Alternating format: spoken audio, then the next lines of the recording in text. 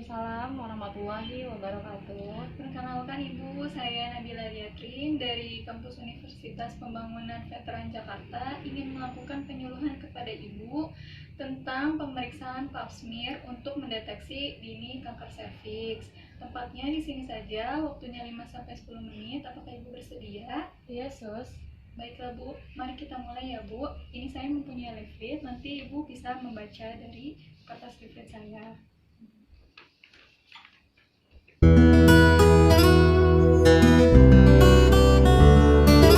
Pertama itu menjelaskan tentang definisi apa sih pap smear itu. Pap smear itu merupakan suatu metode pemeriksaan sel cairan dinding leher rahim dengan menggunakan mikroskop yang dilakukan secara cepat, tidak sakit, dan hasilnya itu akurat, Bu. Nah, untuk mengetahui normal atau tidaknya sel-sel di serviks dan mengetahui tingkat berapa keganasan kanker serviks, terus mendeteksi infeksi-infeksi yang disebabkan oleh virus, uregenital, dan penyakit-penyakit yang ditularkan melalui hubungan seksual.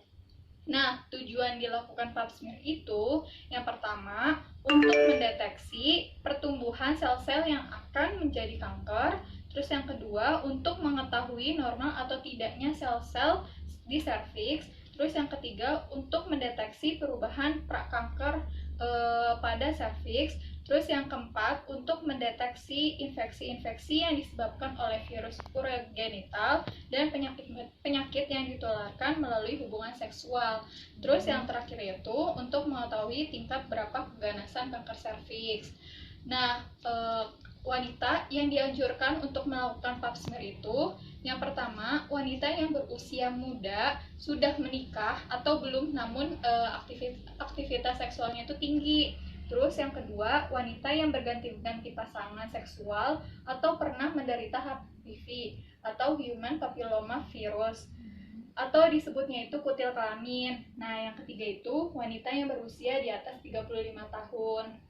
Nah, kapan kita melakukan pap smear? Yang pertama itu setiap 6-12 bulan itu untuk wanita yang berusia muda sudah menikah atau belum, namun aktivitas seksualnya tinggi. Terus yang kedua, setiap 6-12 bulan untuk wanita yang berganti-ganti pasangan seksual atau pernah menderita infeksi HPV, Human Papilloma Virus atau kutil kelamin. Terus yang ketiga, setiap tahun untuk wanita yang di atas umur 35 tahun. Terus yang keempat, sesering mungkin jika hasil pap smear-nya itu menunjukkan abnormal. Oh, gitu ya, Sus. Iya, Bu. Terus selanjutnya itu ada syarat pengambilan pap smear. Apa sih syarat-syaratnya? Yang pertama, waktu pengambilan minimal 2 minggu setelah menstruasi dimulai dan sebelum menstruasi berikutnya. Terus yang kedua, berikan informasi sejujurnya kepada petugas kesehatan tentang riwayat kesehatan dan penyakit yang pernah diderita. Terus yang ketiga, hubungan intim itu tidak boleh dilakukan dalam 24 jam sebelum pengambilan bahan pemeriksaan.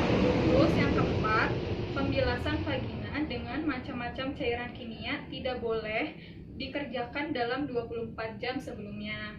Terus yang kelima, bila ibu sedang minum obat tertentu, informasikan kepada petugas kesehatan karena ada beberapa jenis obat yang dapat mempengaruhi si hasil analisis selnya itu. Terus, nah selanjutnya itu ada faktor resiko dan penyebab dari timbulnya kanker serviks. Pertama itu infeksi Human Papilloma Virus atau HPV yang ditularkan bisa dari hubungan seksual. Terus yang kedua itu perilaku seksual. Yang ketiga trauma kronis pada serviks. Yang keempat rokok, karena rokok mengandung nikotin yang dapat menurunkan daya tahan si serviksnya. Terus yang kelima defisiensi zat gizi atau kurangnya konsumsi vitamin dari A, vitamin C, vitamin E. Makanya dianjurkan untuk memakan sayuran kayak seperti wortel, terus memakan buah jeruk, alpukat untuk meningkatkan daya tahan si tubuh ibu. Terus selanjutnya ada hasil pemeriksaan pap smear, yaitu ada beberapa kelas ya Bu. Yang pertama itu ada kelas 0, itu tidak dapat dinilai, maka ibu segera mengambil pap smear ulang. Terus Terus yang kedua ada kelas 1, yaitu normal smear. Ibu bisa mengkontrol ulang 1-2 tahun lagi. Terus yang ketiga ada kelas 2, yaitu proses radang dengan atau tanpa displasia ringan. Apa sih displasia ringan? Yaitu perubahan abnormal pada serviks yang masih ringan. Itu ibu nanti kontrol ulang 3-6 bulan lagi.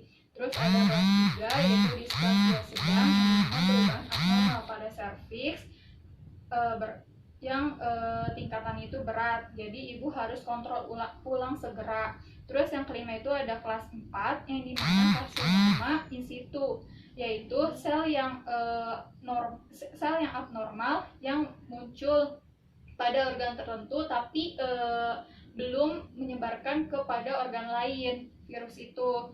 Terus jadi ibu harus kontrol ulang segera. Terus yang keenam itu ada kelas 5, yaitu karsinoma invasif, yang dimana sel yang abnormal yang muncul pada organ dan sudah menyebar ke organ lain. Jadi ibu harus kontrol ulang segera. Terus apa sih kendala pap smear itu? Kendalanya itu yang pertama kurangnya tenaga terlatih untuk pengambilan sediaan. Terus yang kedua tidak tersedianya peralatan dan bahan untuk pengambilan sediaan. Terus yang ketiga tidak tersedianya sarana pengiriman sediaan. Terus yang keempat tidak tersedianya laboratorium untuk pemprosesan sediaan serta tenaga ahli sitologi. Oh gitu ya sus. Iya Bu.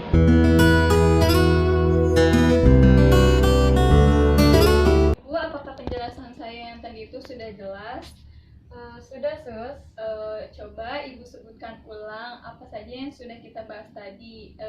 Saya ingin memberikan pertanyaan kepada Ibu, apa sih tujuan dari pap smear itu? Tujuan dari pap smear itu untuk mendeteksi pertumbuhan sel-sel yang akan menjadi kanker. Baik, betul ya Bu. Ibu terima kasih atas waktunya sudah mau merepotkan saya. Ya Bu, semoga ilmu yang saya berikan bisa bermanfaat untuk Ibu. Terima kasih ya Bu atas waktunya. Iya sus, sama-sama.